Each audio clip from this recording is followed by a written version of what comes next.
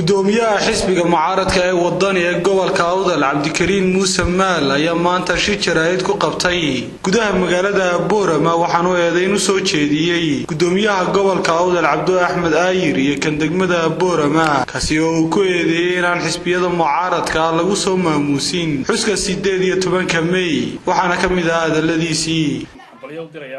dhammaan shacabweynaha reer Somaliland gudaha dibadba aniga ku hambalyeynaya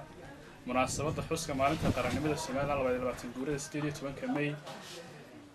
haddaan ka hadlo xisbi ahaan maanta sidii ay noola muuqatay xuskii 18 May ee ka dhacay magaalada Boorama ee gobolka Awdal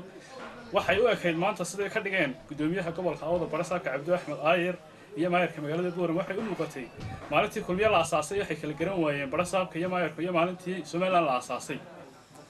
waxay u muuqatay xaflad ay kulmiye qabsanayaan uma muuqan xaflad qaranka Somaliland iyo gobolka Awdal guud ahaan loo qabanayo xisbiyada mucaaradkana waa laga qadiyay ka qaybgalka iyo martigelinta xafladda 18 May cambaareynta iyo eedana waxaan dusha ka saaraynaa Barasaabka gobolka Awdal iyo maayarka magaalada Boorama sidoo kale Cabdikariin Muuse Maal waxa uu ka hadlay saami qaybsiga siyaasadeed ee Somaliland iyo xildhibaanadii golaha deegaanka ee degmada Saylac iska casilay oo wali la soo buuxin jagadoodii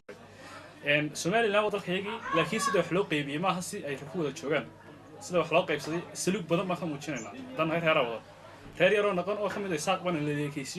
cadkayga kala la siiyay yeelina miino aqbalina miino anaga calankayga huwan baan laakiin waxa ay gadacsanayna oo qaadanayna waxa kale oo doonaya inaan ka hadlo arrinta Saylac xildhibaanadii ka baxay 7 xildhibaan ahay beesha ciise ka soo jeeday ee Saylac ka baxay waxaan leeyahay dawladdu ha ka qaadato talaabadii ku habboonay 7 xildhibaan 7 ku xigay hasoo sharaxdo sida ugu dhaqsiyaha badan maandhiidkayga u dhamaaday 7 nin ee ku xiga ee xaq u lahaa haday ragaasi ka maarmeen hal la keeno dawladana taasan kula talanaya dhammaan waxaan maanta mar labaad iyo saddexaad baan balyo u diray shacabweynaha reer Awdal 18 May